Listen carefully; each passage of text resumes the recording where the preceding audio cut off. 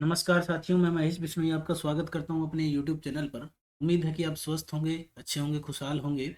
और आप सभी को दीपावली की हार्दिक शुभकामनाएं साथियों। अपने परिवार के साथ सेफ, सुरक्षित और खूबसूरत दीपावली मनाएं, खुशियों के दीप जलाएं और अपनी एचटेट की तैयारी को जारी रखें। ठीक है। आज एचटेट टीजीटी साइंस के इस फ्री बैच में हम लोग डिस्कस करने वाले हैं नेम रिएक्शन का सेकंड पार्ट साथियों। सेकेंड पार्ट जो नेम रिएक्शन का है उसके अंदर हम क्या करने वाले हैं, डिस्कस करेंगे आज कि हमारे पास जो बाकी की बची हुई नेम रिएक्शंस है वो कौन सी है। हमने 10 नेम रिएक्शन पिछले पार्ट में डिस्कस कर ली थी। आज हम डिस्कस करने वाले हैं कितने पार्ट, हमारा सेकेंड पार्ट डिस्कस करने वाले हैं, जिसमें हमारे पास पहली रिएक्शन जो है वो है एसिटाइलेशन रिएक्शन है। ठीक है, एसिटाइलेशन रिएक्शन है। Acetylation reaction of salicylic acid. किसकी है? सैलिसिलिक एसिड की, यानी सैलिसिलिक अम्ल जो है उसकी एसिटाइलेशन रिएक्शन हमें पढ़नी है। ये बहुत इंपॉर्टेंट रिएक्शन है। इंपॉर्टेंट क्यों है? इसका मेडिसिनल यूज है। इसका क्या है? मेडिसिनल यूज है, यानी दवाइयों में काम आता है।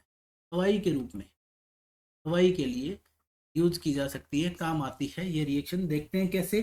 देखो, सबसे पहली बात तो हमें सैलिसिलिक एसिड की स्ट्रक्चर पता होनी चाहिए। सैलिसिलिक एसिड होता क्या है उसको देख लें। बेंजीन रिंग होती है, उसके ऊपर कार्बोक्सिलिक एसिड ग्रुप लगा होता है, यानी अगर ऐसा लगा हो तो ये डायरेक्ट बेंजोइक एसिड हो जाता है। लेकिन अगर इसकी ऑर्थो पोजीशन पर, यानी जस्ट इसके बाद वाले कार्बन पर एक OH ग्रुप और लगा दिया जाए, इसको कहा जाता है सैलिसिलिक एसिड। इसको क्या कहा जाता है? सैलिसिलिक एसिड कहा जाता है। इसको क्या कहा जाता है? सैलिसिलिक एसिड कहा जाता है। 2 हाइड्रोक्सी बेंजोइक एसिड भी इसको हम कह सकते हैं साथियों। जब सैलिसिलिक एसिड की रिएक्शन एसिटिक एनहाइड्राइड के साथ करवाई जाती है, एसिटिक एनहाइड्राइड को ऐसे लिखा जाता है, मैं ओपन करके लिख रहा हूँ, CH3CO CO CS3। ये है एसिटिक एनहाइड्राइड। क्या है? Acetic anhydride. ठीक है, एसिटिक एनहाइड्राइड।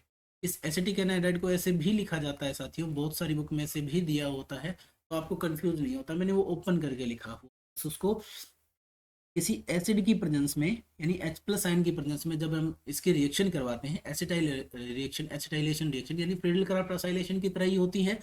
तो एक बॉन्ड यहाँ से टूट जाएगा, या ये बॉन्ड तोड़ लो या ये बॉन्ड तोड़ लो, यानी CO का बॉन्ड जो सिंगल बॉन्ड है कार्बन ऑक्सीजन का वो टूटेगा। ठीक है, आपके पास जो मॉलिक्यूल बनेगा वो क्या बनेगा उसको देख लेते हैं। ये आपका बेंजीन रिंग है, COOH ग्रुप आपके पास एज इट इज पड़ा रहेगा। तो यानी रिएक्शन कहाँ हो रही है? OH ग्रुप पर हो रही है। तो यहाँ क्या लग जाएगा? यहाँ लग जाएगा आपका OCOCH3। देखो, OH का H निकलेगा, उसकी जगह COCH3 ग्रुप यहाँ पर लग जाएगा, यानी ये वाला COCH3 ग्रुप, इसका H निकल गया, ये बॉन्ड टूटेगा, यहाँ से COCH3 निकला, यहाँ इसका H निकला, और वो किसके साथ जुड़ जाएगा? तो बाकी बचे हुए इस मॉलिक्यूल के साथ वो जुड़ जाएगा, यानी CH3COOH बना दे। यानी आपको ये मिला आपके पास एसिटाइल सैलिसिलिक एसिड। ये क्या मिला? एसिटाइल सैलिसिलिक एसिड मिला। इसी को साथियों कहा जाता है एस्पिरिन। ये एस्पिरिन नाम की टेबलेट मेडिकल में बहुत यूज की जाती है, अच्छा खासा यूज है इसका, एस्पिरिन का। ठीक है, यानी ये एसिटाइलेशन रिएक्शन के थ्रू बनाई जाती है, और ये बना आपके पास एसिटिक एसिड, इसका एक बाई प्रोडक्ट। ठीक है, एसिटिक एसिड यानी कि एथेनोइक एसिड आपका इसका बाई प्रोडक्ट आपको मिल जाएगा साथियों। ठीक है, इसका मतलब ये एस्पिरिन बनाने के लिए बहुत इंपॉर्टेंट रिएक्शन है, acetylation reaction of salicylic acid. उसके बाद हम आगे बढ़ते हैं साथियों 12वीं रिएक्शन की तरफ, जो है हमारी कोल्बे रिएक्शन, जिसको हम क्या कहते हैं? कोल्बेज रिएक्शन कहते हैं। कोल्बे की रिएक्शन है, कोल्बे बोलबे ऐसे वाली रिएक्शन है। कोल्बे की रिएक्शन में क्या होता है?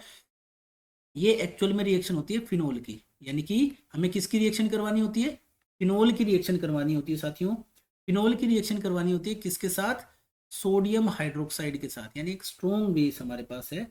ये फिनोल जब सोडियम हाइड्रोक्साइड के साथ रिएक्ट करेगा तो सोडियम फिनोक्साइड आयन देगा। क्या देगा? सोडियम फिनोक्साइड आयन देगा साथियों। ठीक है, क्या देगा? सोडियम फिनोक्साइड आयन, इसको बोलते हैं सोडियम फिनोक्साइड आयन। क्या बोलते हैं?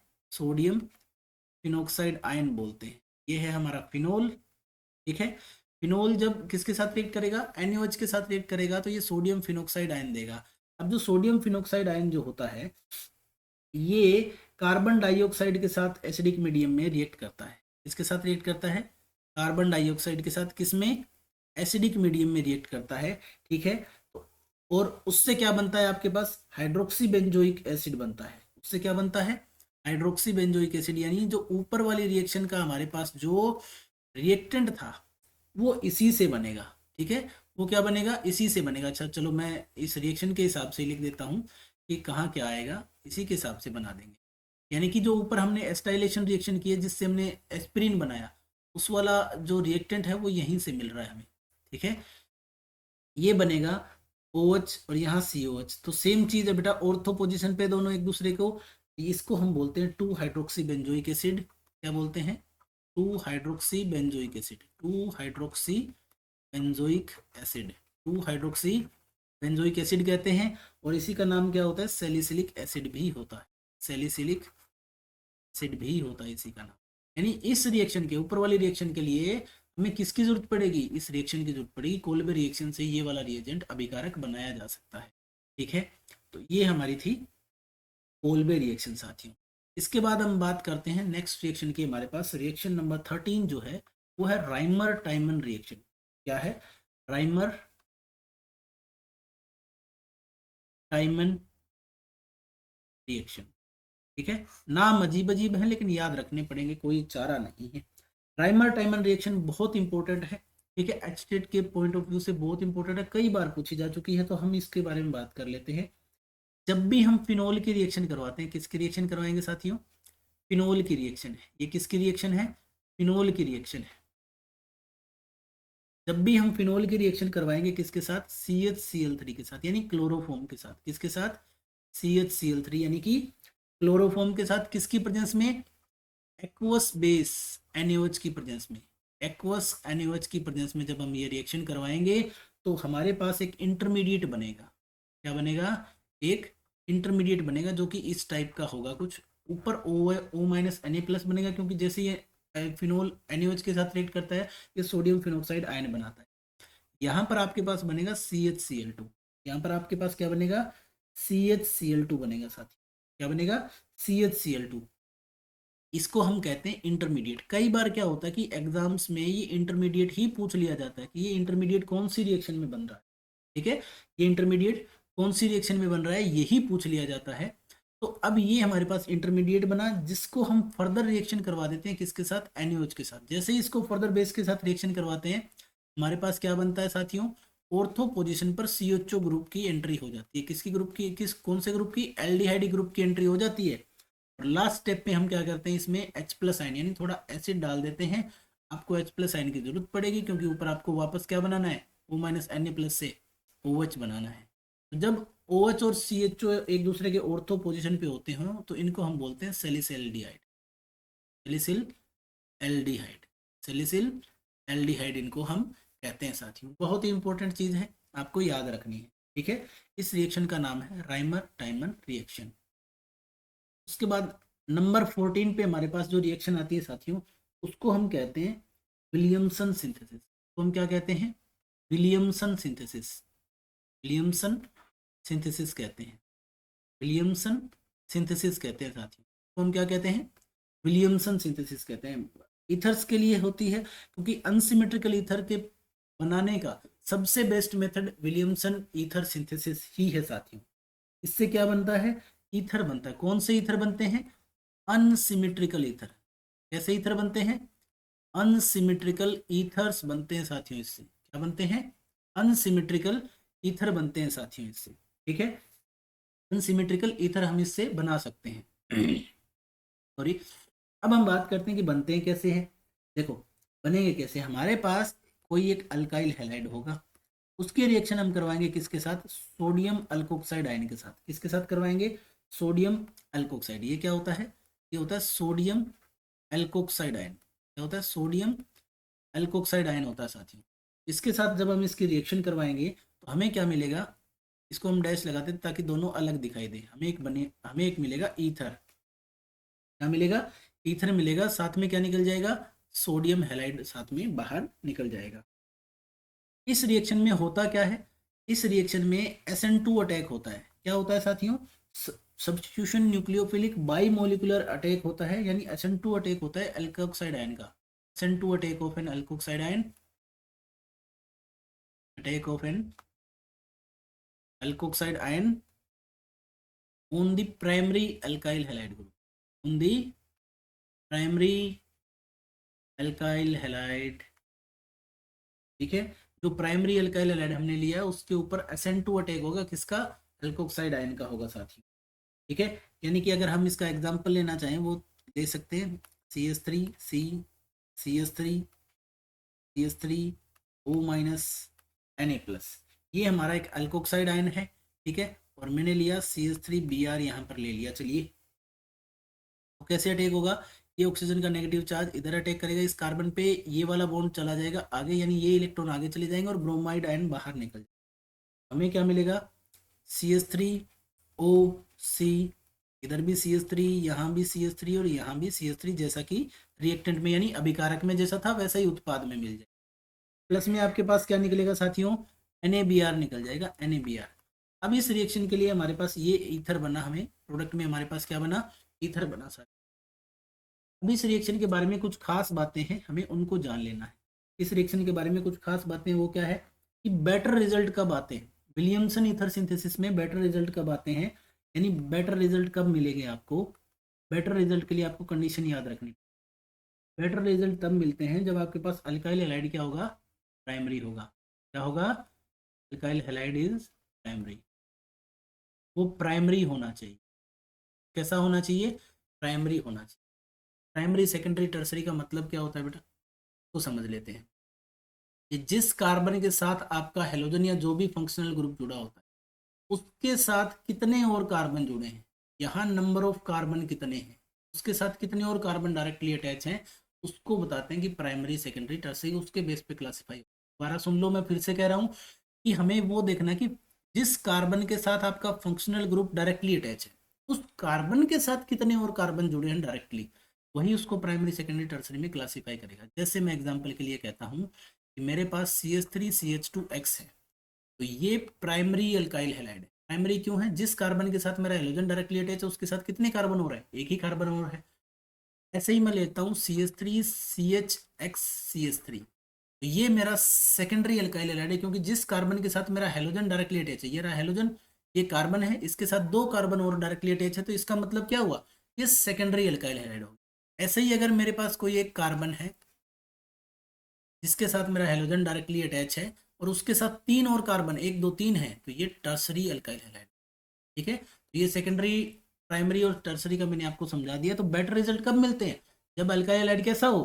प्राइमरी होना चाहिए। Alkyl halide must be primary. ठीक है, तो सेकेंडरी और टर्सरी के केस में क्या होगा?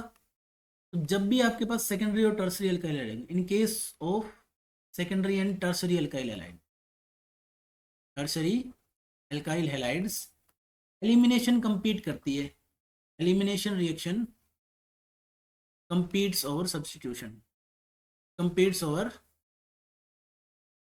सब्स्टिट्यूशन, यानी एलिमिनेशन कंपीट करती है सब्स्टिट्यूशन के साथ साथियों। उनमें सेकेंडरी में क्या हो सकता है? एलिमिनेशन भी हो सकता है। अगर आपने टर्सरी अल्काइल हैलाइड यूज कर लिया, क्या होगा? If tertiary alkyl halide is used इस रिएक्शन में, यानी विलियमसन ईथर सिंथेसिस में अगर टर्सरी अल्काइल हैलाइड यूज किया है, then alkene will be the only product. तब क्या होगा? हमारा प्रोडक्ट क्या मिलेगा? ईथर नहीं मिलेगा, हमें एल्कीन मिलेगा। Alkene will be the only product due to elimination. इसकी वजह से एलिमिनेशन रिएक्शन की वजह, ड्यू टू एलिमिनेशन रिएक्शन, क्योंकि एलिमिनेशन प्रेफर हो जाएगी, एलिमिनेशन हो जाएगा। ठीक है, तो अल्कीन ओनली प्रोडक्ट मिलेगा हमें अगर हमने कौन सा यूज कर लिया? टर्सरी अल्काइल हैलाइड यूज कर लिया इस रिएक्शन में साथियों। इसका मैं एक एग्जांपल भी आपको दे देता हूं। एग्जांपल क्या है हमारे पास? मान लो हमारा इस बार अल्काइल हैलाइड टर्सरी है और अल्कोक्साइड आयन जो है वो हमारा प्राइमरी है। वो क्या है हमारा?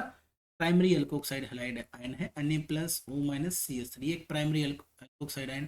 तो जब ये रिएक्शन होगी ना, तब आपको क्या मिलेगा? एक अल्कीन मिलेगा, CH3 C double bond CH2 CH3, plus में आपके पास NaBr, प्लस में CH3O, यानी आपको क्या मिला?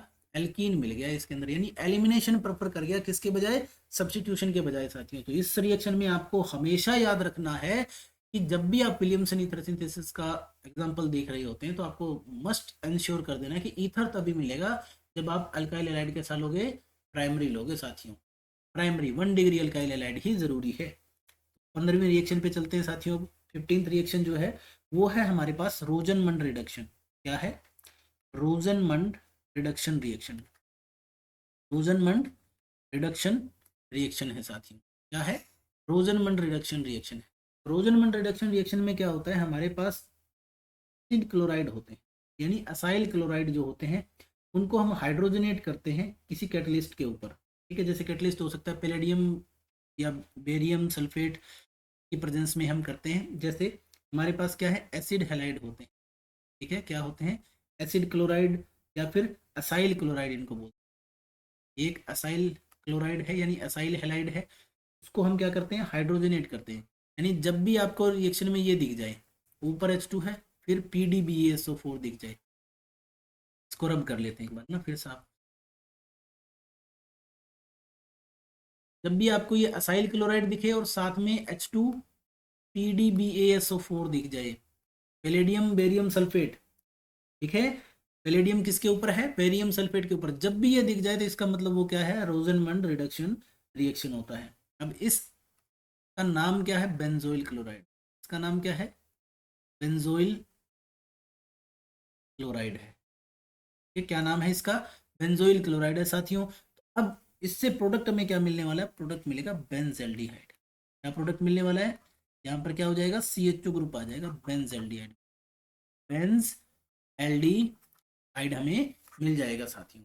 यानी रोजनमंड रिडक्शन क्या होती है, साइल हैलाइड को डायरेक्ट किस में कन्वर्ट कर देती है, एल्डिहाइड ग्रुप में, CHO ग्रुप में कन्वर्ट कर देती है साथियों। बहुत इंपॉर्टेंट रिएक्शन है हमारे लिए। उसके बाद आते हैं 16वीं रिएक्शन जो है हमारे पास, वो है स्टीफन रिएक्शन। क्या है, स्टीफन रिएक्शन। ठीक है, स्टीफन रिएक्शन है 16वीं रिएक्शन जो है वो क्या है, स्टीफन रिएक्शन है साथियों।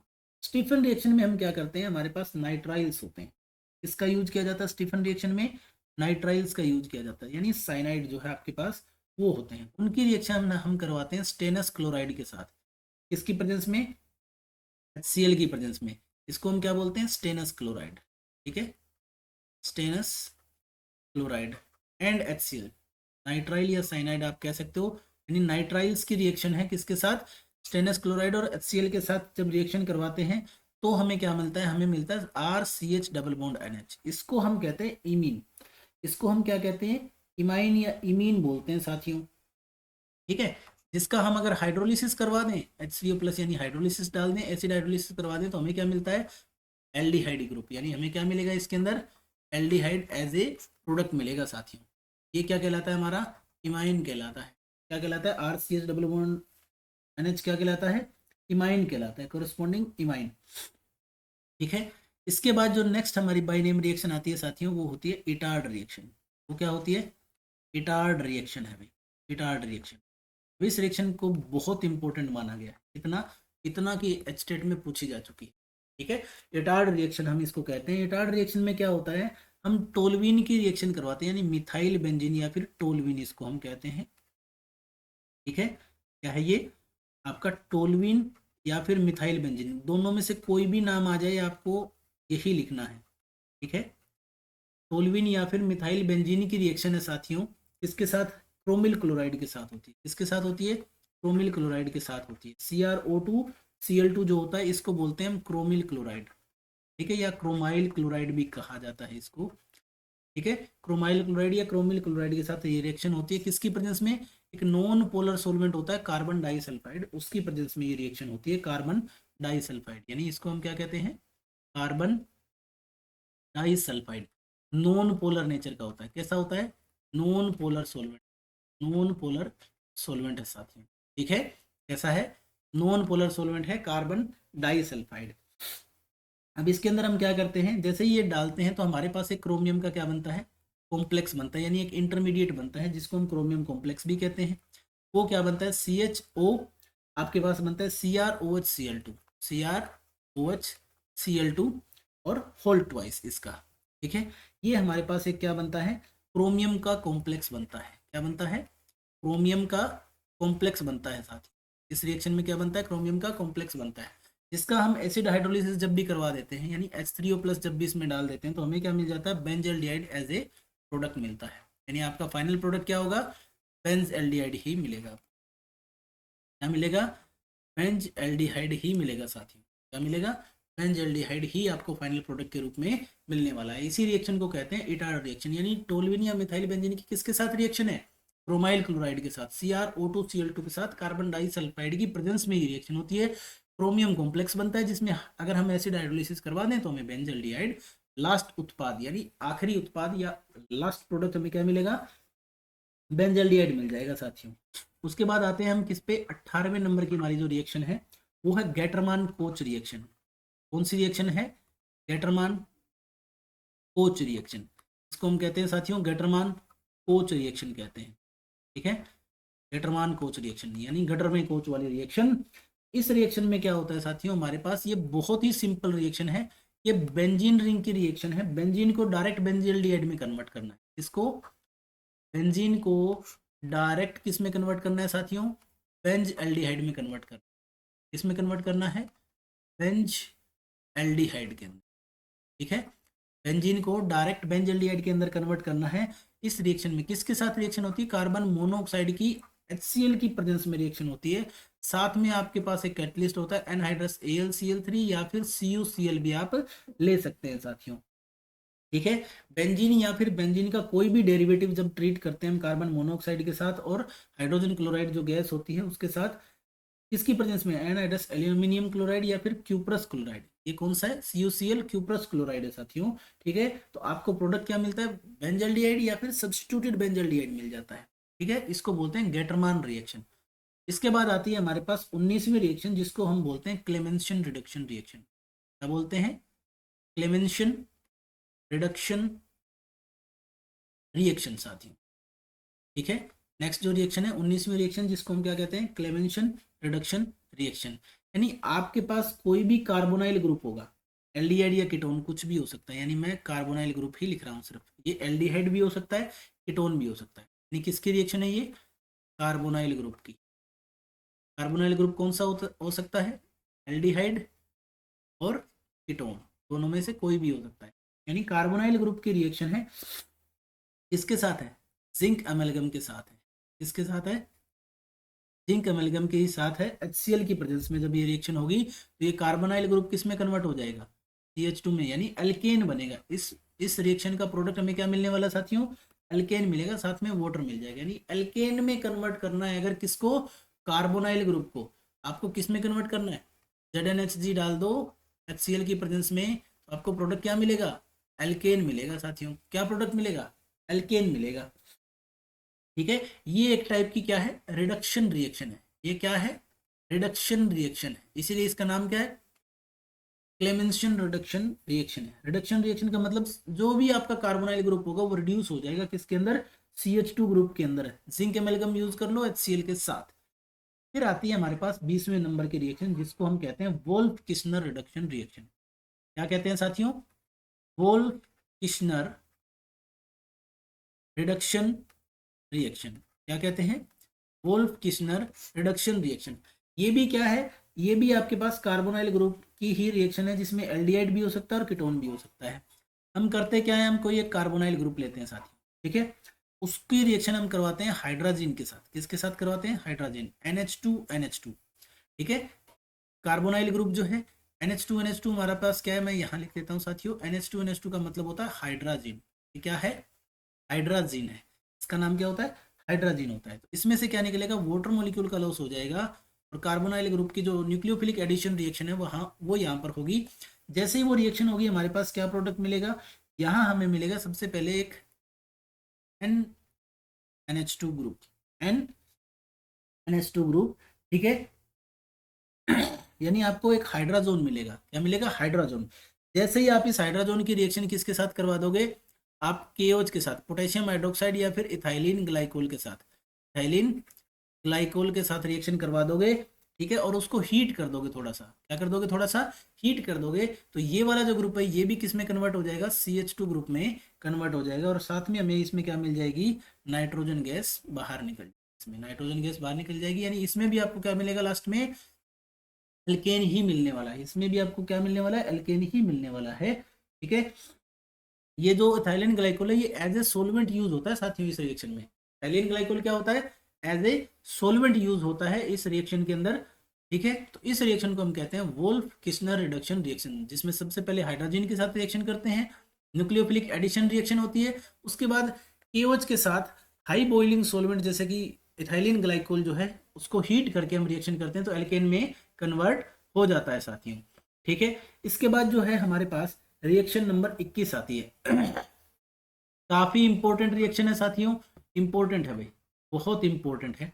ठीक है, इसका नाम है एल्डोल रिएक्शन। क्या है ये, एल्डोल रिएक्शन, ये भी इंपॉर्टेंट है और 22वें नंबर वाली रिएक्शन भी इंपॉर्टेंट है।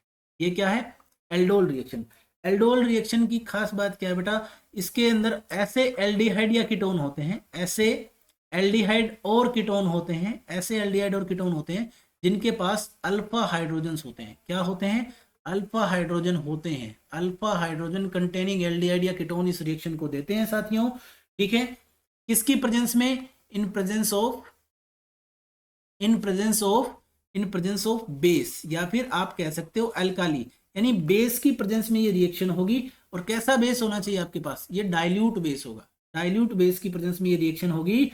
तो और मिलेगा क्या आपको, बीटा हाइड्रोक्सी एल्डिहाइड मिलेगा। क्या मिलेगा, बीटा हाइड्रोक्सी एल्डिहाइड मिलेगा, बीटा हाइड्रोक्सी एल्डिहाइड, जिसको हम क्या कहते हैं साथियों, इसी को हम क्या कहते हैं, एल्डोल कहते हैं, इसको हम क्या कहते हैं, एल्डोल कहते हैं। या फिर आपको मिलेगा beta hydroxy ketone, beta hydroxy ketone, जिसको हम क्या कहते हैं साथियों, जिसको हम कीटोल भी कहते हैं, कीटोल, यानी एल्डोल या कीटोल हमें रेस्पेक्टिवली मिलने वाला है इस रिएक्शन के अंदर। होती कैसे है, जैसे मैं आपको बता देता हूं, जैसे मैंने लिया यहाँ पर CH3CH2। पहली बात तो अल्फा हाइड्रोजन क्या होते हैं मैं उसको ही समझा देता हूँ। ठीक है, सबसे पहले हम जानते हैं कि अल्फा हाइड्रोजन क्या होते हैं, उसके बारे में सीख लेते हैं साथियों। अल्फा हाइड्रोजन का मतलब क्या है, मैं इसको ओपन करके थोड़ा लिख देता हूँ। जैसे CH3CHO, यानी आपके पास ये जो कार्बन है ये आपका फंक्शनल ग्रुप वाला कार्बन, फंक्शनल ग्रुप के जस्ट बाद वाला जो कार्बन है जिसको मैं स्टार कर रहा हूँ, उसके साथ जितने भी हाइड्रोजन लगे होते हैं, यानी आपके फंक्शनल ग्रुप के जस्ट बाद वाले कार्बन के साथ, जस्ट बाद वाले कार्बन के साथ, कार्बन के साथ जितने हाइड्रोजन होते हैं, जितने हाइड्रोजन होते हैं, जितने भी हाइड्रोजन होते हैं उन्हें अल्फा हाइड्रोजन कहा जाता है। उन्हें क्या कहा जाता है, अल्फा हाइड्रोजन कहते हैं। उन्हें क्या कहते हैं, अल्फा हाइड्रोजन कहते हैं साथियों। यानी फंक्शनल ग्रुप के बाद वाला जस्ट कार्बन जो होता है ना वो अल्फा कार्बन है, उसके साथ जितने भी हाइड्रोजन जुड़े होंगे वो क्या कहलाएंगे, अल्फा हाइड्रोजन कहलाएंगे, जिनकी हमें इस रिएक्शन में जरूरत है। जैसे मान लेते हैं कि हमने इनके 2 मोल के साथ रिएक्शन को शुरू कर लिया, CH3CHO यानी एल्डिहाइड है हमारा, डाइल्यूट एनएच की प्रेजेंस में रिएक्शन होगी साथियों। ठीक है, किसकी प्रेजेंस में होगी, डाइल्यूट एनएच की प्रेजेंस में रिएक्शन होने वाली है, और हमारे पास प्रोडक्ट क्या मिलेगा, CH3CHOH CH2CHO। हमें क्या प्रोडक्ट मिलने वाला है, 3 हाइड्रोक्सी ब्यूटेनॉल, 3 हाइड्रोक्सी ब्यूटेनॉल इसका नाम होगा, 3 हाइड्रोक्सी ब्यूटेनॉल। ठीक है, इसको हम कहते हैं एल्डोल। क्या कहते हैं, एल्डोल कहते हैं साथियों। और इसी के साथ अगर हम कीटोन की रिएक्शन देखना चाहें, CH3COCH3 यानी एक कीटोन की रिएक्शन अगर हम करना चाहें वही डाइल्यूट बेस के साथ, तो बेस हम यहाँ पर दूसरा भी ले सकते हैं, जैसे बेरियम हाइड्रोक्साइड भी लिया जा सकता है, डाइल्यूट बेस लेना है साथियों में।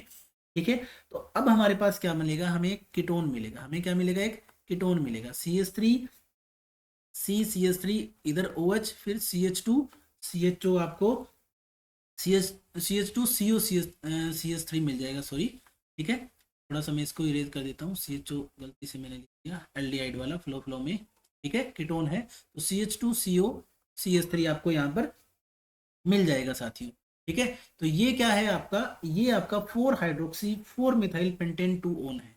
क्या है, 4 हाइड्रोक्सी 4 मिथाइल पेंटेन 2 ओन है, पेंटेन 2 ओन है साथियों। क्या है, पेंटेन 2 ओन है, ये N है, ये नहीं है, पेंटेन 2 ओन है साथियों। ये आपका क्या है, कीटोल बन गया, ये आपका क्या बन गया है, कीटोल बन गया। ठीक है, इसके बाद आती है इंपॉर्टेंट रिएक्शन है। दूसरी इसी का ही सेकंड पार्ट मान सकते हो आप इसको, ठीक है, मोस्ट इंपॉर्टेंट लिख सकते हो आप इसको, इसी का ही सेकंड पार्ट है। इसको हम कहते हैं एल्डोल कंडेंसेशन रिएक्शन। क्या कहते हैं? Aldol condensation reaction. यानी एक तो एल्डोल रिएक्शन, दूसरी एल्डोल कंडेंसेशन रिएक्शन है साथियों। तो एल्डोल कंडेंसेशन में रिएक्शन में क्या होता है कि जो भी एल्डोल या कीटोल हमने बनाया है, एल्डोल या फिर कीटोल हमने जो पहली रिएक्शन में बनाया था, वो वाटर लूज करते हैं हीटिंग पे। अगर हम उनको हीट करेंगे ना तो वो रेडिली वाटर लूज करेंगे और हमारे लिए क्या बना के देंगे हमें? Alpha beta unsaturated carbonyl compound. Alpha beta unsaturated carbonyl compound मिलेंगे, कार्बोनाइल कंपाउंड मिलेंगे, कार्बोनाइल्स यानी alpha beta unsaturated carbonyl compound मिलेंगे। जैसे कि ये वाली रिएक्शन जो है इसको हम देख लेते हैं, 2CH3COH, ठीक है। इसकी रिएक्शन हमने की किसके साथ? डाइल्यूट NaOH के साथ इसकी रिएक्शन को हमने करवाया। हमें मिलेगा CH3CHOH CH2CHO, ये एक एल्डोल मिला हमें। ये क्या मिला? एक एल्डोल मिला। इस एल्डोल को जब हमने हीट कर दिया, ये क्या मिला? एल्डोल मिला। एल्डोल को जैसे ही हमने हीट किया, इसने वाटर मॉलिक्यूल को लूज कर दिया और हमें क्या मिला? CH3C double bond, CH3CH double bond CHCHO, CHCHO हमें मिला। इसको बोलते हैं ब्यूट टू इनल। क्या नाम है इसका? But two enal. क्या क्या नाम है भाई? But two enal. ये है एल्डोल कंडेंसेशन प्रोडक्ट हमारा।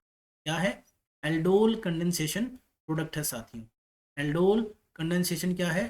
प्रोडक्ट है हमारा। अब इस एल्डोल कंडेंसेशन प्रोडक्ट की एक सुपर ट्रिक बता देता हूँ, ठीक है, दिमाग की बत्ती जलाने वाली ट्रिक है। ट्रिक क्या है? आपको डायरेक्ट एल्डोल कंडेंसेशन प्रोडक्ट जब भी बनाना हो तो आप इसको कैसे बना सकते हैं, ठीक है। तो उसको हम देखते हैं। ट्रिक क्या है? आपको क्या करना है, एक मॉलिक्यूल को ऐसे लिख लेना है कि उसका कार्बोनाइल वाला ग्रुप यानी ऑक्सीजन ग्रुप जो है वो नीचे की तरफ बॉन्डेड दिखाई दे, ठीक है। तो दूसरा जो मॉलिक्यूल है, अब इसी के दो मॉलिक्यूल लिए हमने, तो दूसरा जो मॉलिक्यूल है उसके अल्फा हाइड्रोजन वाले कार्बन को ठीक इसके ऑक्सीजन के नीचे लिखना है और उसके अल्फा हाइड्रोजन को फैला देना है, ठीक है। अब हमें क्या करना है? अब हमें करना ये है कि इसमें से ये H2O मॉलिक्यूल बाहर निकाल देना है। क्या करना है? बस इतना ही करना है कि आपको H2O मॉलिक्यूल बाहर निकाल, और अब इसके बाकी बचे हुए मॉलिक्यूल को एज इट इज जोड़ देना है। ऊपर क्या बचा? CH3 CH और डबल बॉन्ड बचा, तो उसको एज इट इज देख दिया। नीचे क्या बचा? H2 तो गया, CH बचा, CHCHO।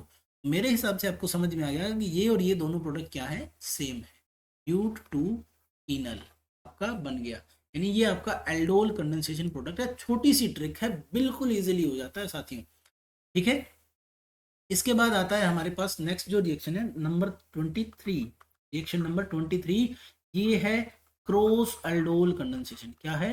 Cross aldol condensation reaction. क्या है? Cross aldol condensation reaction. साथ अभी तक जो भी रिएक्शन हमने की थी, जो एल्डोल कंडेंसेशन रिएक्शन थी, उसमें क्या था? एल्डोल या एल्डोल कंडेंसेशन रिएक्शन में जो दो एल्डिहाइड मॉलिक्यूल लिए हमने या जो दो कीटोन लिए वो सेम मॉलिक्यूल थे। इस बार हम क्या करेंगे? क्रॉस का मतलब क्या है कि हम डिफरेंट डिफरेंट एल्डिहाइड या कीटोन मॉलिक्यूल जिनके पास अल्फा हाइड्रोजन होते हैं उनकी रिएक्शन करवाएंगे। यहाँ क्या होगा? इसका मतलब क्या है कि when aldol condensation is carried out between, when aldol condensation is carried out between two different aldehyde or ketone, two different aldehyde और ketones having अल्फा हाइड्रोजन, ठीक है, जिनके पास क्या होते हैं? अल्फा हाइड्रोजन होते हैं, तब हम उसको क्या कहते हैं? क्रॉस एल्डोल कंडेंसेशन रिएक्शन कहते हैं। अब इस रिएक्शन में होता क्या साथियों? इसके अंदर हमें टोटल 4 प्रोडक्ट मिलते हैं। जैसे मैं आपको बताता हूँ कैसे। जैसे मेरे पास क्या है, दो मोलिक्यूल है CH3, एक तो CH3CHO ले लिया मैंने और दूसरा मैंने दो मोलिक्यूल ले लिए CH3CH2CHO के। मेरे पास दो अलग अलग एल्डिहाइड हो गए जिनके पास अल्फा हाइड्रोजन है। मैं क्या करूंगा? पहले स्टेप में NaOH डालूंगा इसके अंदर, डाइल्यूट NaOH, और दूसरे स्टेप में मैं क्या कर दूंगा? इनको हीट कर दूंगा। दूसरे स्टेप में मुझे क्या करना है? हीट करना है साथियों। तो मेरे पास क्या मिलेगा? टोटल 4 प्रोडक्ट मिलेंगे। टोटल 4 प्रोडक्ट मिलेंगे। कैसे? देखिए, पहला प्रोडक्ट मिलेगा मुझे ये CH3 CH double bond CHCHO, जो कि हम पहले भी पढ़ चुके हैं, ये पहला प्रोडक्ट। दूसरा प्रोडक्ट मुझे क्या मिलेगा? CH3 CH2 CH double bond CH3CHO, ठीक है, ये मिलेगा। ये जो दोनों ही प्रोडक्ट हैं ये दोनों प्रोडक्ट ये किससे बने हैं? एथेनॉल मॉलिक्यूल से बने हैं। ये जो एथेनॉल है ना, इसी से बने हैं। दोनों के दोनों प्रोडक्ट क्या है? ये दोनों के दोनों प्रोडक्ट क्या है? Both are from, both are from, ठीक है। ये सॉरी, हाँ, ये वाला जो प्रोडक्ट है, ये वाला जो प्रोडक्ट है, बोथ, ये वाला प्रोडक्ट फ्रॉम किससे बना है इसके बारे में बता देता हूँ। पहले इसको रब कर देते हैं, थोड़ा सा इरेज कर लेते हैं, ठीक है। तो पहले वाला जो प्रोडक्ट है हमारा, वो तो बना हुआ है सिर्फ और सिर्फ किससे? ये वाला प्रोडक्ट, ये तो बना हुआ है फ्रॉम बोथ CH3CHO मोलिक्यूल। ये तो किससे बना है? इन दोनों का सेल्फ प्रोडक्ट है, इसको बोलते हैं सेल्फ प्रोडक्ट। इसको क्या बोलते हैं? Self product, self aldol condensation product, यानी खुद का खुद से ही कंडेंसेशन करवाया है, अल्डोल कंडेंसेशन करवाया है, ये इनका प्रोडक्ट है।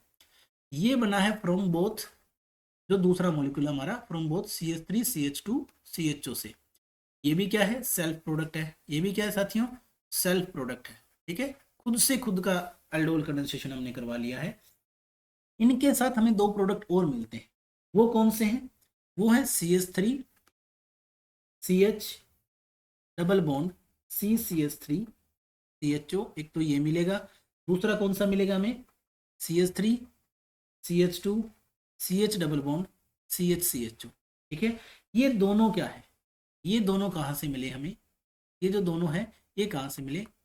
From one molecule of, from one molecule of ethanol and one molecule of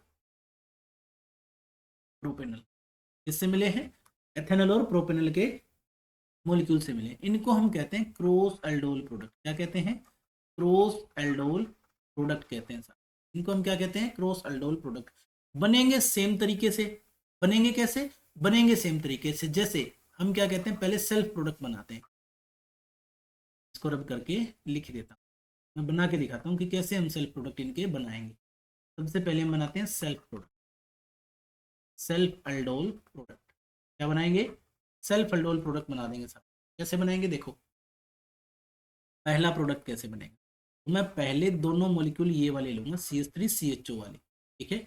वही तरीका है हमारा, जैसे मैंने बताया था कि दूसरे मॉलिक्यूल को ऐसे, पहले मॉलिक्यूल को ऐसे लिखना है कि उसका CO ग्रुप नीचे की तरफ दिखाई दे, यानी ऑक्सीजन नीचे की तरफ दिखाई दे। दूसरे को ऐसे लिखना है तो उसका अल्फा हाइड्रोजन वाला कार्बन जो है ना, वो जस्ट इसके नीचे आ जाए।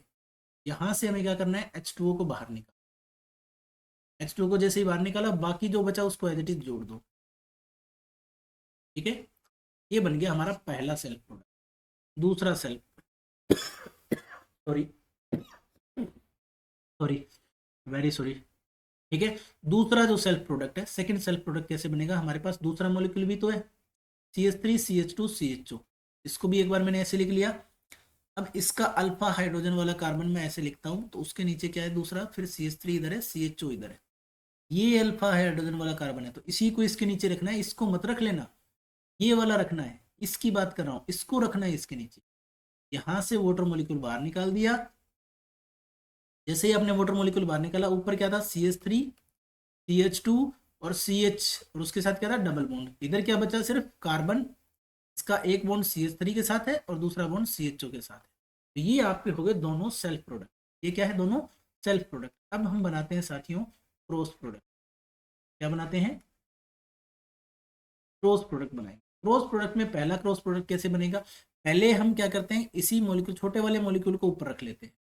नहीं, कोई भी एक को ऊपर रख लो, दूसरे को नीचे रख लो, ठीक है। तो इस पर अल्फा हाइड्रोजन वाला कार्बन यहाँ रखा, CH3CHO ऐसे हो गया। इसमें से क्या निकाल देंगे हम? H2O मॉलिक्यूल बाहर निकाल देंगे। जैसे ही H2O मॉलिक्यूल बाहर निकाला, हमारे पास बचा क्या? CH3CH डबल बॉन्ड CH3 और CHO। ये हमारा पहला क्रॉस प्रोडक्ट हुआ।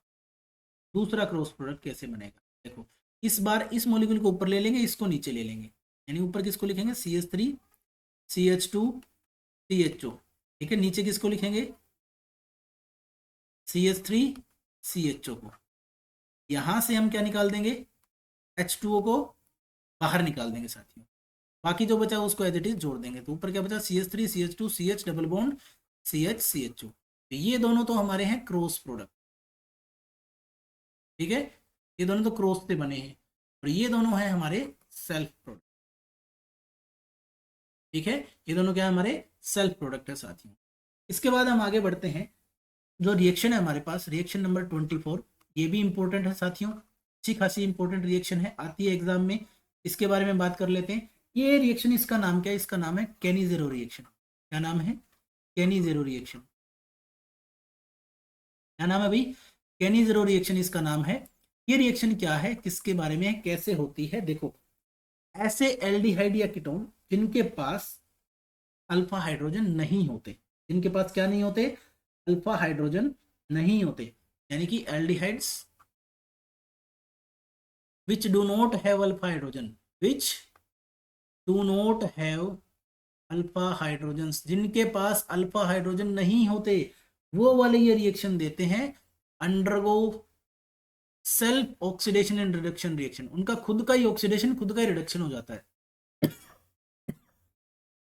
सॉरी, वेरी सॉरी भाई, self oxidation and reduction, self oxidation and reduction, खुद का ही ऑक्सीडेशन, खुद का ही रिडक्शन हो जाता है साथियों, undergoes self oxidation reduction reaction.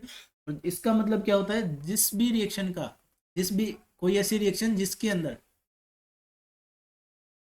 खुद का ही किसी एक ही स्पीसीज का तो रिडक्शन हो जाए, उसी स्पीसीज का क्या हो जाए, ऑक्सीडेशन हो जाए, एक ही स्पीसीज का ऑक्सीडेशन, उसी स्पीसीज का रिडक्शन हो जाए, तो उसको हम कहते हैं डिस्प्रपोर्शनेशन रिएक्शन। क्या कहते हैं, डिस्प्रपोर्शनेशन रिएक्शन। ये भी पूछ लिया जाता है कई बार कि इनमें से कौन सी डिस्प्रपोर्शनेशन रिएक्शन है, नाम देके, तो केनी-ज़ेरो रिएक्शन डिस्प्रपोर्शनेशन रिएक्शन की तरह बिहेव करती है साथियों। इसके साथ ऑन ट्रीटमेंट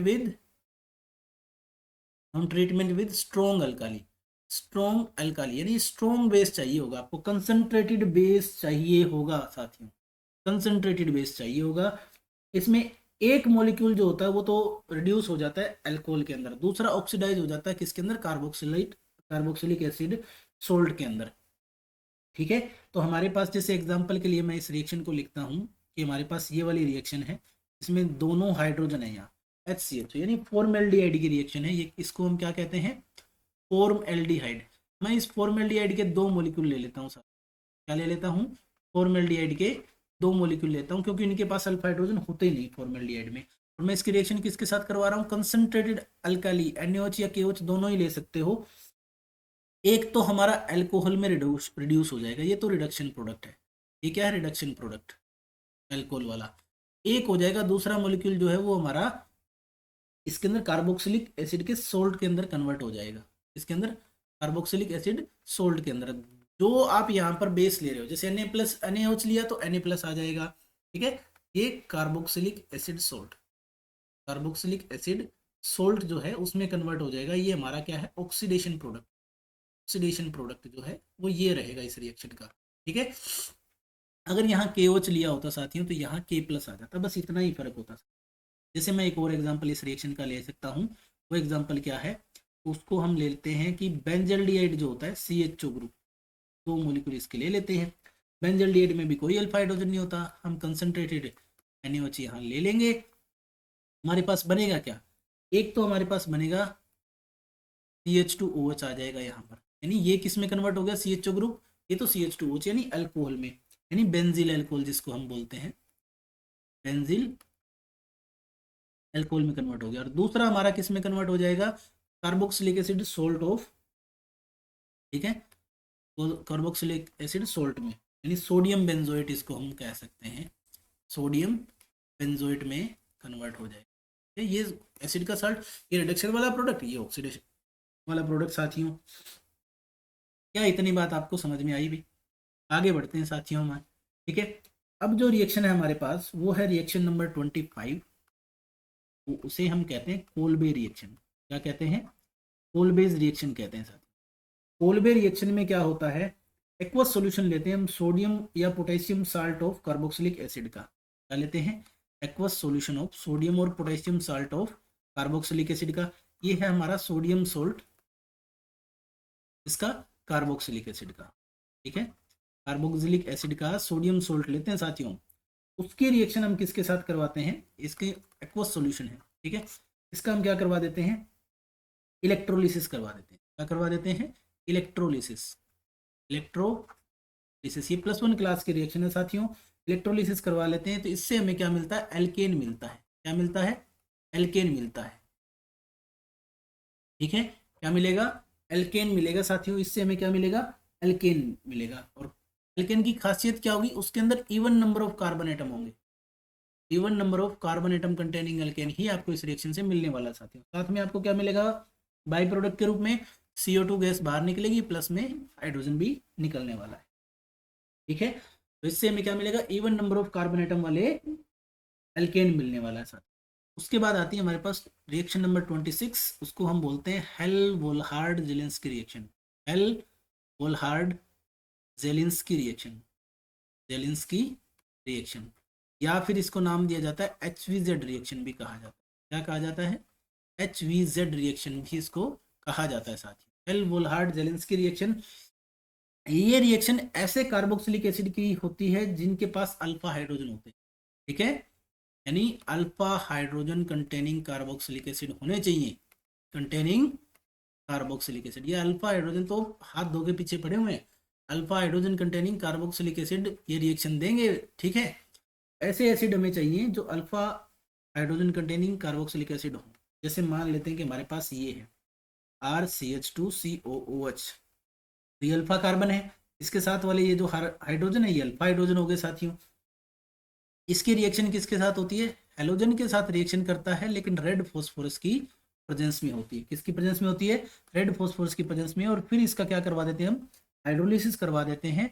इससे हमें क्या मिलता है, इससे हमें ये वाला प्रोडक्ट मिलता है, यानी अल्फा हेलो कार्बोक्सिलिक एसिड मिलता है। क्या मिलता है, अल्फा हेलो कार्बोक्सिलिक एसिड मिलता है साथियों, अल्फा हेलो कार्बोक्सिलिक एसिड मिलता है हमें, अल्फा हेलो कार्बोक्सिलिक एसिड। अब इस रिएक्शन में हेलोजन क्या हो सकता है, सिर्फ क्लोरीन और ब्रोमीन हो सकता है, उनके अलावा कुछ नहीं हो सकता। ठीक है, तो इसको हम कहते हैं हेल वोल्हार्ड जेलेंस्की रिएक्शन। इसको हम क्या कहते हैं साथियों, हेल वोल्हार्ड जेलेंस्की रिएक्शन। उसके बाद हमारे पास आती है रिएक्शन नंबर 27, इसको हम बोलते हैं Gabriel phthalimide synthesis. Gabriel phthalimide synthesis क्या कहते हैं, गैब्रियल थैलिमाइड सिंथेसिस कहते हैं साथियों। अब गैब्रियल थैलिमाइड सिंथेसिस में क्या होता है, ये प्रिपरेशन रिएक्शन होती है किसकी, प्राइमरी अमाइंस की। इससे किसका प्रिपरेशन होता है, preparation of primary amines only, preparation of primary amines का। ठीक है, प्राइमरी अमाइंस का प्रिपरेशन होता है इससे। कैसे होता है देखो, मैं बताता हूँ आपको। हम इसके लिए किसका यूज करते हैं, थैलेमाइड का यूज करते हैं। किसका यूज करते हैं, थैलिमाइड का यूज करते हैं। थैलिमाइड क्या होता है, ये होता है CO, इधर भी CO, ये क्या होता है हमारा NH होता है, इसका नाम होता है थैलिमाइड। क्या नाम होता है इसका, थैलिमाइड। थैलिमाइड की रिएक्शन हम करवाते हैं सबसे पहले किसके साथ, बेस के साथ, यानी KOH के साथ। जैसे ही बेस के साथ रिएक्शन करवाएंगे इसका सोल्ट बन जाएगा। ठीक है, थैलिमाइड का सोल्ट बन जाता है साथियों। कैसे बनता है ये देख लेना, इधर देख लेना है कैसे बनता है सोल्ट।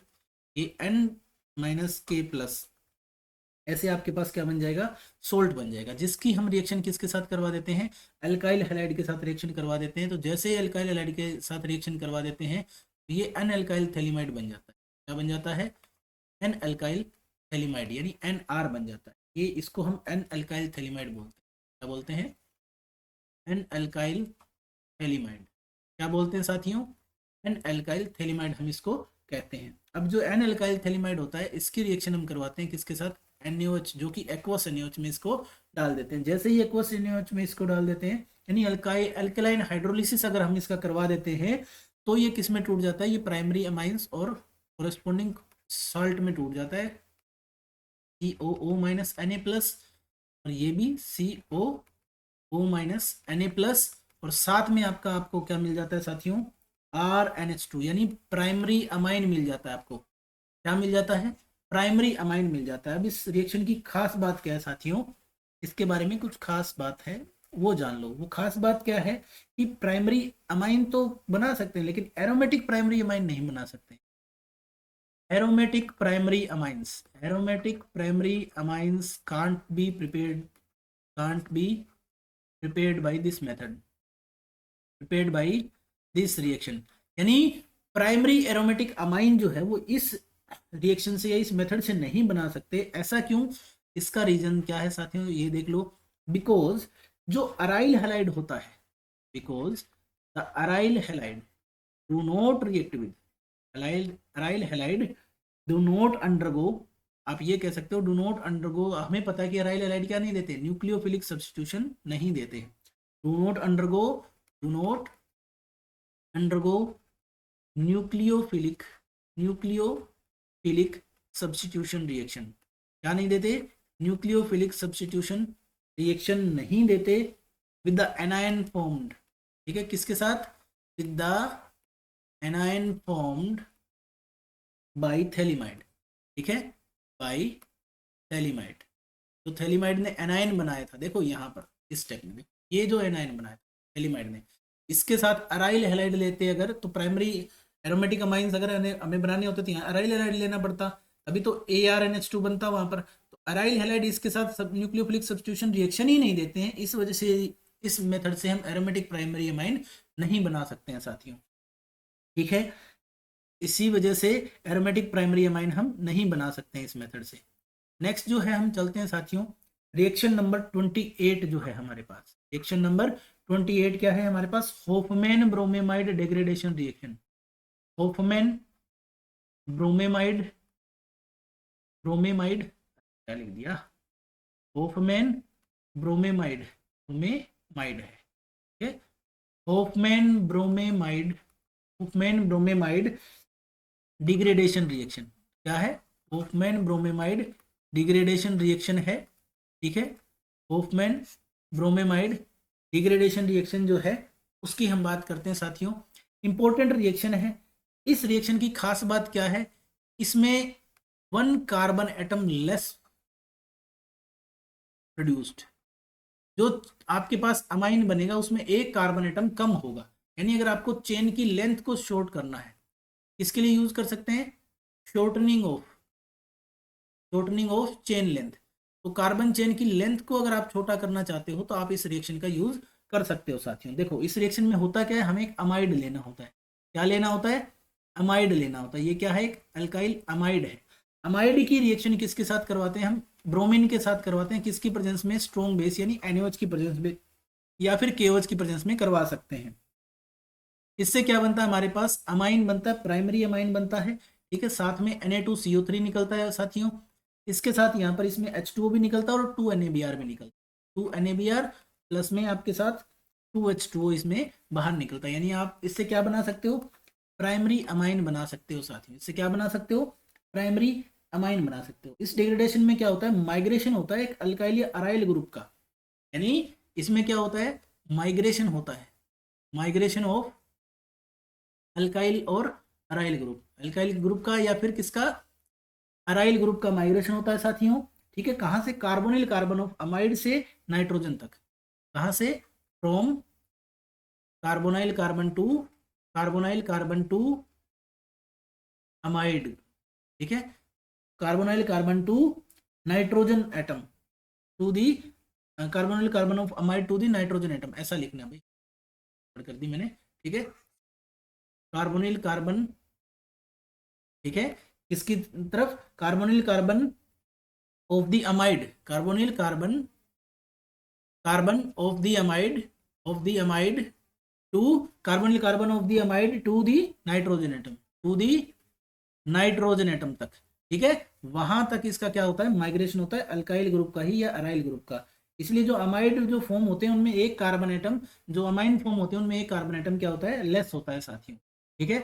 उसके बाद आती है हमारे पास 29th रिएक्शन, या फिर हम ये कह सकते हैं उसके बाद क्या है हमारे पास 29th रिएक्शन। ये 29th रिएक्शन क्या होती है, इसको हम कहते हैं कार्बिल एमाइन रिएक्शन, क्या कहते हैं, कार्बिल एमाइन रिएक्शन, क्या कहते हैं साथियों, कार्बिल एमाइन रिएक्शन कहते हैं। कार्बिल एमाइन रिएक्शन में क्या होता है, हमारे जो प्राइमरी अमाइंस होते हैं, aliphatic primary amine, primary aliphatic amines जो होते हैं, प्राइमरी एलिफेटिक अमाइंस जो होते हैं, ये उनकी रिएक्शन होती है किसके साथ, क्लोरोफॉर्म के साथ, किसके साथ, क्लोरोफॉर्म के साथ, किसकी प्रेजेंस में, स्ट्रॉन्ग बेस की प्रेजेंस में, और हम इसको क्या कर देते हैं, हीट कर देते हैं, हम क्या कर देते हैं, इसको हीट कर देते हैं साथियों, हम इसको हीट कर देते हैं, इससे हमारे पास क्या बनता है, आइसोसाइनाइड बनते हैं, क्या बनते हैं, आइसोसाइनाइड, क्या बनते हैं, आइसोसाइनाइड बनते हैं, जिनको हम कार्बिल एमाइन भी कहते हैं, और इसी की वजह से इस रिएक्शन का नाम क्या पड़ा है, कार्बिल एमाइन रिएक्शन पड़ा है बेटा। ठीक है, देखते हैं क्या है। प्राइमरी अमाइंस हमने ले लिया, उसकी रिएक्शन किसके साथ करवाई, क्लोरोफॉर्म के साथ, CHCl3 के साथ, किसकी प्रेजेंस में, KOH की प्रेजेंस में। ठीक है, इसको हमने किया हीट। जैसे ही हम हीट करेंगे इसको, तो हमारे पास क्या बनता है, RNC बनेगा। क्या बनेगा, RNC। इसको हम आइसोसाइनाइड या फिर कार्बिल एमाइन कहते हैं, कार्बिल एमाइन या फिर क्या कहते हैं इसको, आइसोसाइनाइड कहते हैं साथियों। इसके साथ हमें क्या मिलेगा, 3KCl मिलेगा, प्लस में क्या मिलेगा हमें, 3H2O मिल जाएगा। तो इसीलिए इसको ये फाउल स्मेलिंग सब्सटेंस होते हैं। कैसे होते हैं, फाउल स्मेलिंग, अजीब सी स्मेल होती है, बेकार स्मेल होती है इनकी, फाउल स्मेलिंग सब्सटेंस हम इनको कहते हैं साथियों। आज की जो लास्ट रिएक्शन है हमारे पास, वो है कपलिंग रिएक्शन। वो क्या है, कपलिंग रिएक्शन है साथियों। वो क्या है, कपलिंग रिएक्शन है। कपलिंग रिएक्शन में क्या होता है, जो बेंजीन डाइजोनियम क्लोराइड होती है वो फिनोल या एनिलीन के साथ रिएक्ट करती है और उसकी पैरा पोजीशन पे कपल हो जाती है डाइजोनियम सोल्ट के, और पैरा हाइड्रोक्सी एजोबेंजीन या फिर पैरा अमीनो एजोबेंजीन बनाती है। यानी कपलिंग रिएक्शन जो है वो किसकी है, वो बेंजीन डाइजोनियम सोल्ट की है। किसकी रिएक्शन है, बेंजीन डाइजोनियम सोल्ट की साथियों। ठीक है, बेंजीन डाइजोनियम सोल्ट की रिएक्शन है, किसके साथ है, देखो पैरा पोजीशन ऑफ, एक बार तो वो एल्कोहल के या सॉरी एक बार तो वो फिनोल के साथ रिएक्ट करेगा, जैसे ये फिनोल के साथ रिएक्ट कर रहा है। ठीक है, फिनोल ये हमारा बेंजीन डाइजोनियम क्लोराइड है, बेंजीन डाइजोनियम सोल्ट है हमारा। ठीक है, बेंजीन डाइजोनियम क्लोराइड वो फिनोल के साथ रिएक्ट करेगा। फिनोल के साथ जब वो रिएक्ट करता है वो बेसिक मीडियम में रिएक्ट करता है, बेसिक मीडियम में। तो इसकी जो पीएच होती है वो 7 से 10 के बीच में होती है, पीएच जो होती है वो 7 से 10 के बीच में होती है साथियों। ठीक है, ये बेसिक मीडियम की रिएक्शन होती है, 9 से 10 आप कह सकते हो, 9 से 10 के बीच में होती है, बेसिक मीडियम की रिएक्शन होती है। जैसे ये इसके साथ रिएक्ट करता है तो ये पैरा पोजीशन पे आपस में जुड़ जाते हैं, पैरा पोजीशन में आपस में जुड़ जाते हैं, यानी N डबल बॉन्ड N। और यहाँ पर क्या हो जाता है, लास्ट में इधर क्या बच जाता है हमारा OH ग्रुप, यानी इसको हम बोलते हैं पैरा हाइड्रोक्सी एजोबेंजीन। क्या बोलते हैं, पैरा हाइड्रोक्सी एजोबेंजीन कहते हैं, पैरा हाइड्रोक्सी एजोबेंजीन इसको कहते हैं साथियों, पैरा हाइड्रोक्सी एजोबेंजीन कहते हैं। ये एक ऑरेंज कलर की डाई होती है, कैसी होती है, ऑरेंज कलर की डाई होती है। कैसी होती है भाई, ऑरेंज कलर की डाई होती है साथियों। ऐसे ही इसकी एक और रिएक्शन होती है एनिलीन के साथ, किसके साथ, एनिलीन के साथ। यानी जो बेंजीन डाइजोनियम सोल्ट है इसकी रिएक्शन है, यानी कि बेंजीन डाइजोनियम सोल्ट की रिएक्शन किसके साथ होती है, एनिलीन के साथ होती है। पहली रिएक्शन हमने फिनोल के साथ देखी जिससे ऑरेंज कलर की डाई बनी, अब हम देखेंगे एनिलीन के साथ। किसके साथ रिएक्शन देखेंगे साथियों, एनिलीन के साथ जब रिएक्शन देखेंगे तो ये होती है एसिडिक मीडियम में। इस रिएक्शन की जो पीएच होती है वो 3 से 5 के बीच होती है, इस रिएक्शन की जो पीएच होती है वो 3 से 5 के बीच में होती है। एनिलीन के साथ जब रिएक्शन होती है तो एसिडिक मीडियम में होती है, और जो डाई बनती है, जो डाई बनती है वो येलो कलर की डाई बनती है। कैसे कलर की डाई बनती है साथियों, येलो कलर की डाई बन जाती है हमारे पास। इसको हम बोलते हैं para amino, para amino azobenzene. क्या बोलते हैं, para amino azobenzene. Yellow colour की डाई होती है, येलो कलर की डाई बनती है। यानी डाई इंडस्ट्री जो पूरी की पूरी है वो बेंजीन डाइजोनियम सोल्ट पर ही टिकी है साथियों। वो किस पे टिकी है, बेंजीन डाइजोनियम पर ही टिकी है। ये जो मोस्ट इंपॉर्टेंट रिएक्शन थी साथियों आज के लेक्चर में हमने कंप्लीट कर ली हैं। जितने भी ऑर्गेनिक केमिस्ट्री के रिएक्शन है हमारी +1 2 के सिलेबस में हमने ऑलमोस्ट उनको कंप्लीट कर लिया है। इनमें से बहुत सारी रिएक्शन एचटेट के एग्जाम्स में बार बार पूछी गई हैं, तो हम जब पीवाईक्यू सीरीज करेंगे एग्जाम से ठीक पहले हम एक पीवाईक्यू सीरीज लेके आएंगे। उस पीवाईक्यू सीरीज में हम क्या कर लेंगे, एग्जाम से पहले सारे क्वेश्चंस को एक बार देख लेंगे। पिछले 3-4 साल में जो क्वेश्चंस आए हैं ना, उन सारे क्वेश्चंस को हम सोल्व करेंगे, देख लेंगे। मैक्सिमम चांस यही रहता है कि 10 से 15% तो आपको उनमें से रिपीट मिल जाएगा। ठीक है, एचटेट में क्या है कि 10 से 15% क्वेश्चन आपको उनमें से रिपीट मिलेंगे, लेकिन इस बार क्या डिलीटेड सिलेबस नहीं आएगा शायद एचटेट में। जैसा कि अभी तक खबर आई है कि जो डिलीटेड सिलेबस है बुक में से वो एचटेट के एग्जाम में भी नहीं पूछा जाएगा, लेकिन हम इसको ऐसा मान के चल रहे हैं कि वो भी क्या पता पूछा जाए। तो हम कंप्लीट तैयारी रखेंगे अपनी इन्हीं रिएक्शंस के साथ। आज के लेक्चर को हम एंड कर रहे हैं साथियों। बने रहिएगा हमारे साथ, साथ देते रहिए और कोशिश करिए कि जितने बच्चे हैं मैक्सिमम बच्चों तक ये हमारी जो क्लास है वो आप पहुंचा सकें। सबके पास शेयर कीजिए, वीडियो को लाइक कर दीजिएगा और ज़्यादा से ज़्यादा शेयर कीजिएगा ताकि ज़्यादा से ज़्यादा बच्चों का फायदा हो सके। धन्यवाद साथियों।